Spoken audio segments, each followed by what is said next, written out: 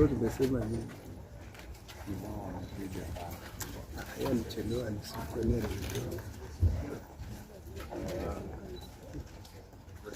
Are you ready? You are? Yes, you're ready. Thank you very much. We are here at the current hospital.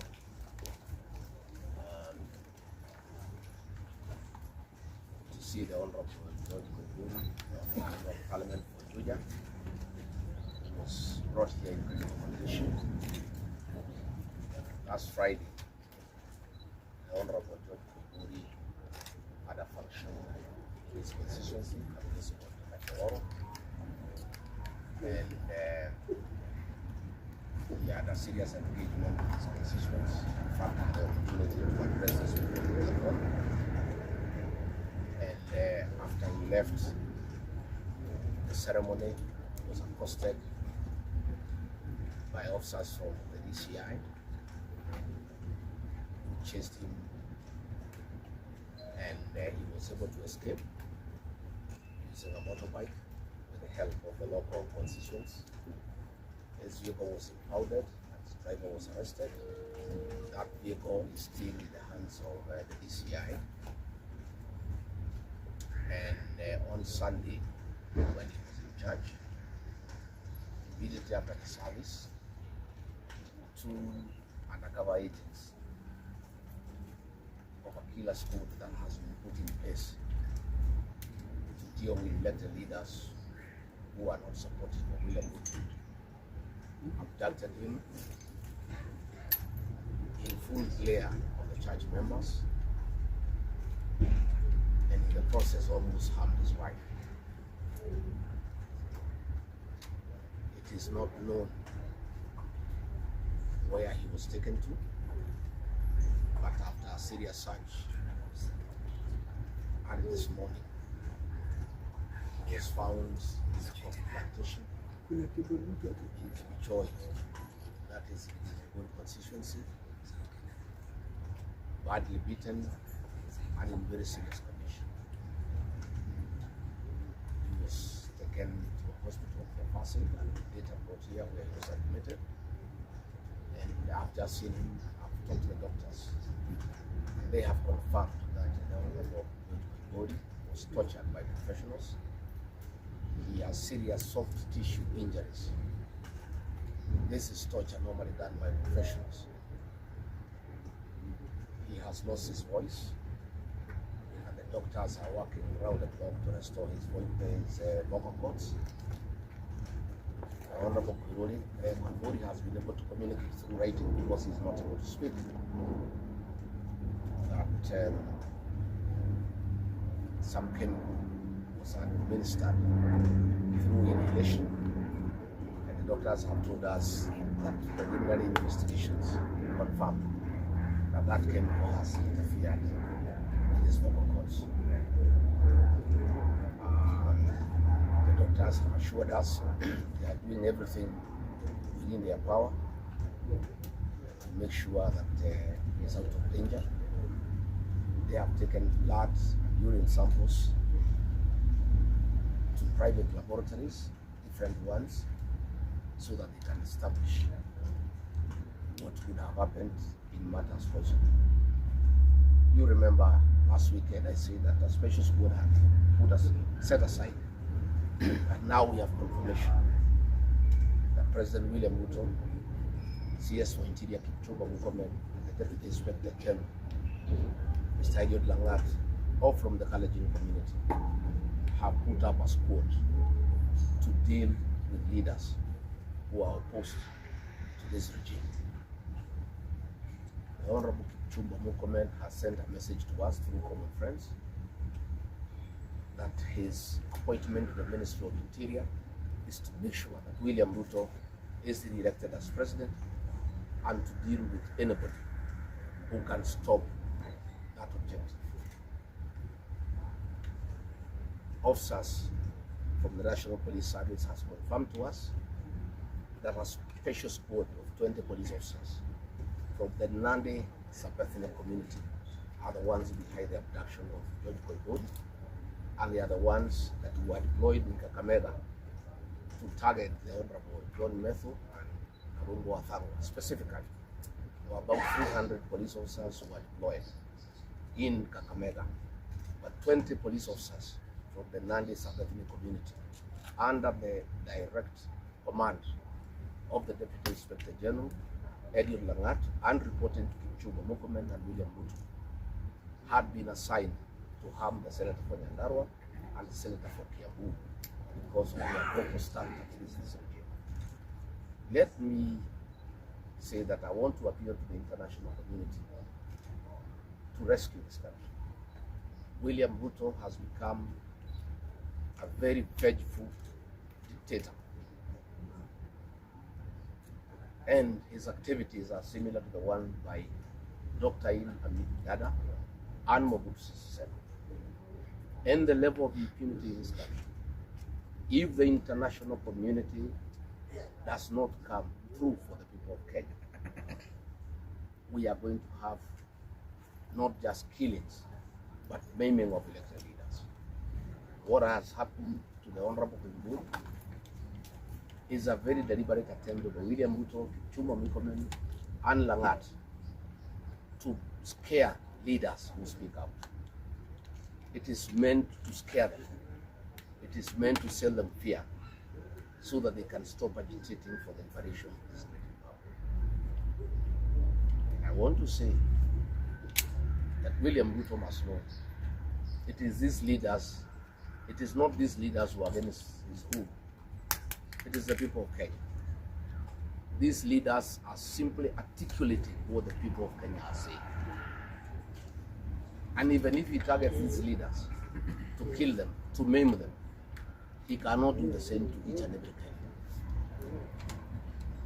And I want to tell him to stop spreading the narrative that the rebellion against him is coming from the people of Kenya. This rebellion is across the country, from Western Kenya, Coast Province, Northeastern, Nyanza, including his native North Rift and South Rift. Members of the Kalenjin community are also up in arms because of the misuse of public resources, mismanagement of the economy, and the fact that there is no work going on in this country. So let me appeal to the international community to take a great interest in what is happening here. And we have seen what is happening in the neighboring countries. In Tanzania, the suppression of civil society, and all those things are stemming from here in Kenya. William Ruto has become intolerant. He cannot take criticism.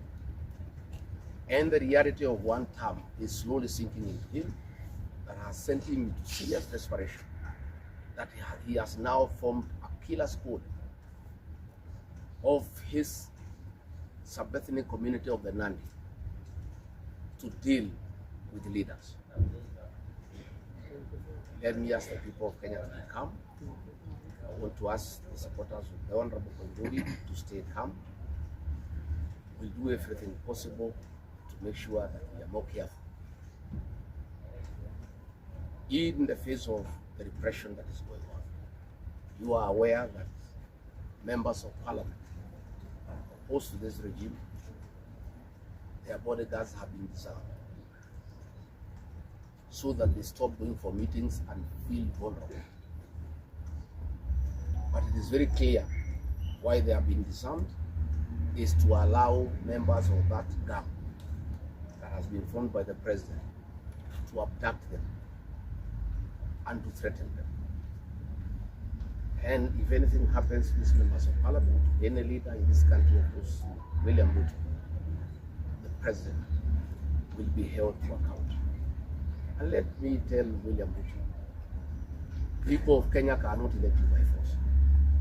They elected you on their own free will. You are a popular leader 3 years ago, and you messed yourself up through bad governance, one-man rule, theft of public resources, wanton corruption, and tribalism. You cannot blame any of us here for the situation you find yourself in. The one-term movement is unstoppable, and there is nothing the president can do. can kill these leaders, he can abduct them, he can torture them, but he cannot do that to all the people of Kenya. So I want to urge members of parliament and senators and others not to give up. Nobody can die from morning to evening. You can only die once.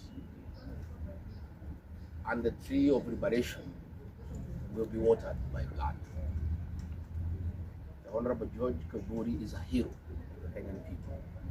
What he has undergone, the torture, the pain he is in, the anguish to his family members, is not in vain. This liberation will take place, it will happen.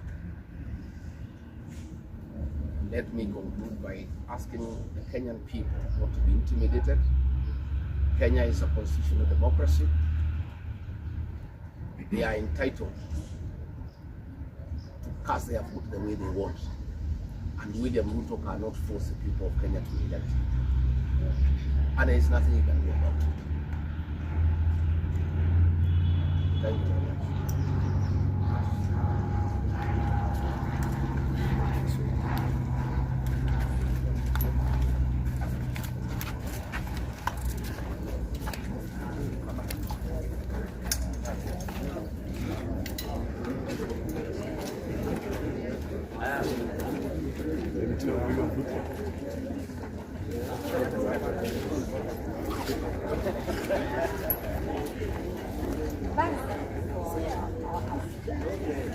This is no small issue, my people.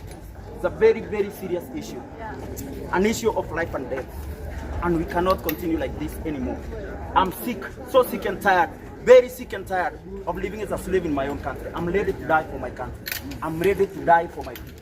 Our people are being unfairly targeted in this country. And it's so long, there's no one to speak out for them. We must unite, my people, and resist this madness. I've said again and again that this country is in the hands of murderers, liars, thieves and criminals. And what do you expect in a country ruled by murderers, thieves and criminals? What do you expect? Well, we must stand up and resist this. For 60 years that we have been in slavery, we have been treated as slaves in our own country, but there's no one to speak out for the poor. Let me tell you, by what is happening today, if you do not take care, if you do not stand up and resist, these politicians will burn down this country. This country will go down to destruction, total destruction, because we refuse to speak out, because we refuse to stand up.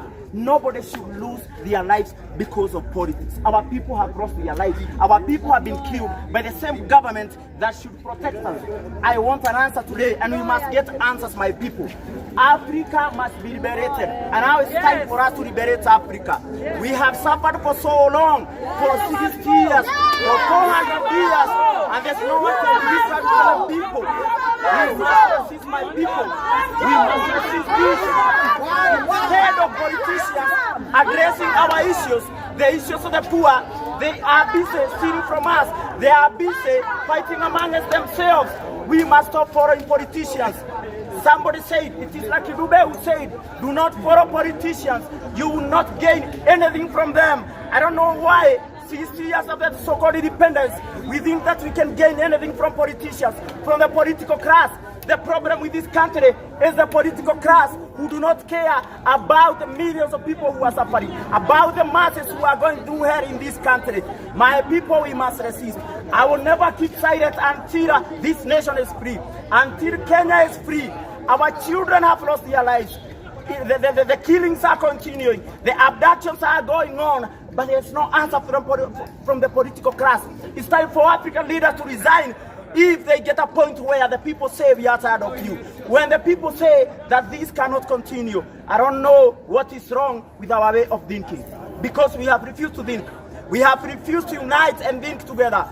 Martin Luther King Jr. said that the greatest problem in this country is that people have refused to wake up their minds. We must wake up our minds and liberate our minds from neocolonialism.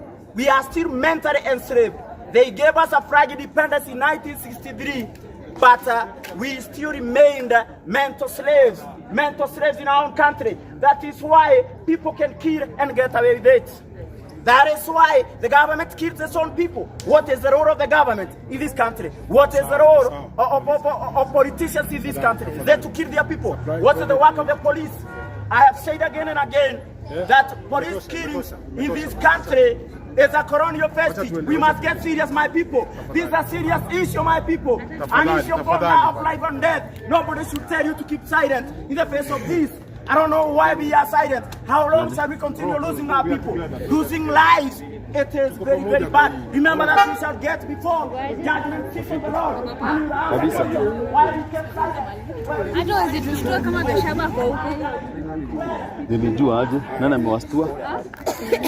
Si wamesoma.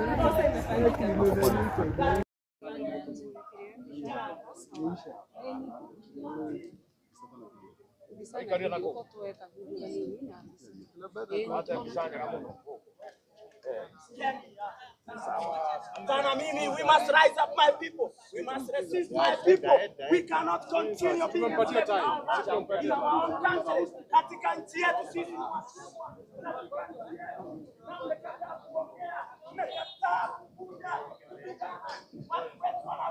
Ni mpaka lini tutaendelea hivi hapa Afrika? Ni mpaka lini tutanyanyaswa katika nchi yetu? Ni mpaka lini tutahukumiwa katika nchi yetu?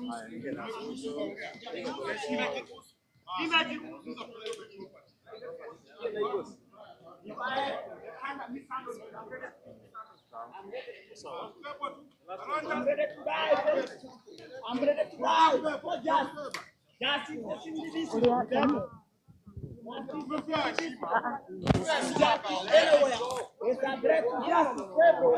We must resist. We cannot continue going down.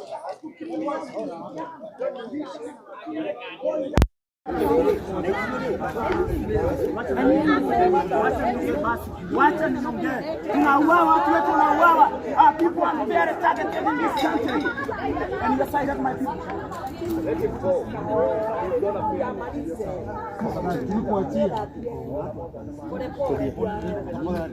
Yes, many pore. You know, every day we are losing lives. Every day in our hospitals, people are dying.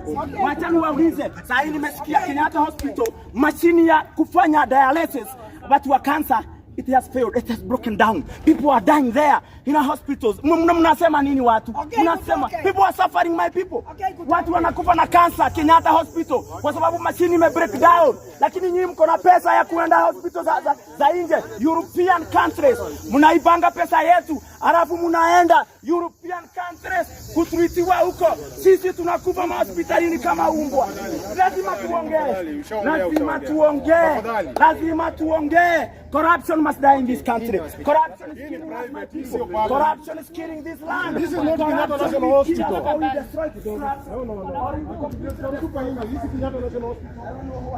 No. Oh.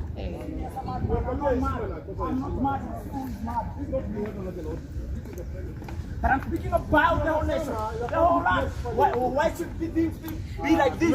I mean not human. Kuna wagonjwa hapa. Kuna wagonjwa kule. Tafadhali.